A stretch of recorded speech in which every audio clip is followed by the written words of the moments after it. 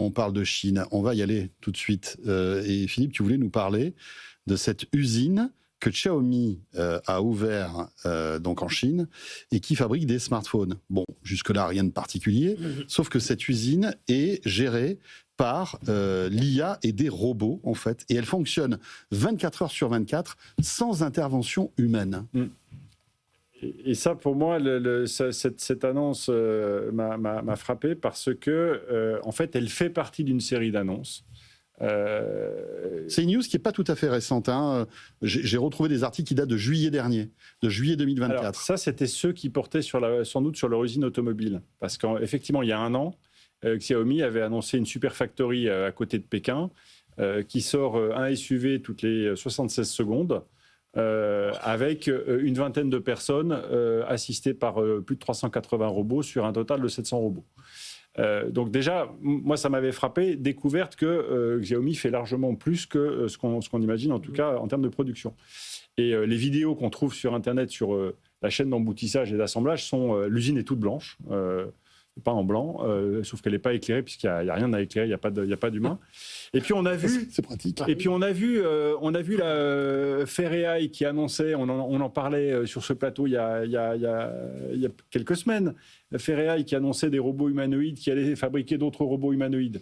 Alors ça, c'est une réponse américaine, mais en revanche, où je veux en venir, c'est que le système des dark factories et des usines à échelle ultime développées, produites en Chine, devrait nous poser des très grosses questions quand on parle de réindustrialisation. Parce qu'à la fin, dans ces usines, il y aura 2 êtres vivants. Il y aura un humain et un chien. L'humain servira à nourrir le chien, et le chien sera là pour interdire à l'humain de toucher à quoi que ce soit. Et si c'est ça la réindustrialisation, en tout cas telle que les Chinois sont en train de l'engager à fond, parce que les usines tournent 24 heures sur 24/7, et elles ne s'arrêtent jamais. À ce moment-là, il faut sans doute qu'on revoie un petit peu notre approche, et en tout cas les perspectives qu'on se promet à tous sur les créations d'emplois. Mais même Tim Cook a dit un truc intéressant, je ne sais pas si vous l'avez suivi. Il disait oui, il a réindustrialisé les États-Unis et fabriqué les iPhones aux US, je ne suis pas contre, mais quand les robots seront prêts pour fabriquer ces iPhones. C'est-à-dire que là, il le dit ouvertement, ce n'est pas des employés américains qui le feront. Il y aura peut-être une usine au Texas ou je ne sais pas où les taxes seront les plus faibles possibles, mais à l'intérieur, il y aura que des robots. Prendre cette boîte noire ou cette dark factory, et la main-d'œuvre, il l'aura plus de toute façon. Oui, mais bien sûr, la main-d'œuvre, elle ne sera pas là.